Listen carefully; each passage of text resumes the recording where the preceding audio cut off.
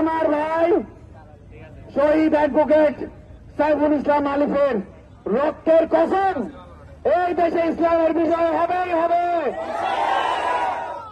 এবং এই ইসলামের বিজয় কেউ ঠেকাতে পারবে না।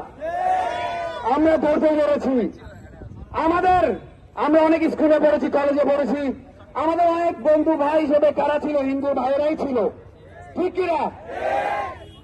হিন্দু ভাইদেরকে আমরা এক পাশে নিয়ে একই টিফিন বক্সে নিয়ে বন্ধুদেরকে নিয়ে ভাত খেয়েছি, টিফিন খেয়েছি, তাই কিনা, ঠিক কিনা? হিন্দুরা কখনো আমাদের শত্রু না, কিন্তু ইন্ডিয়ার দালাল হয়ে ইন্ডিয়ার ক্ষমতা দেখানোর সিলাই যদি করে হিন্দু বাদী কোন ইস্কন যদি সামনে এগিয়েছে তাদেরকে আমরা প্রতিরোধ করবো, ঠিক কিনা? আমরা সবাই ধর্মে ধর্মে বায়ে বায়ে এক হয়ে থাকতে চাই। হিন্দুরা কখনো আমাদের শত্রু না, কিন্তু হিন্দুত্ববাদ ইস্কনরাই আমাদের শত্রু।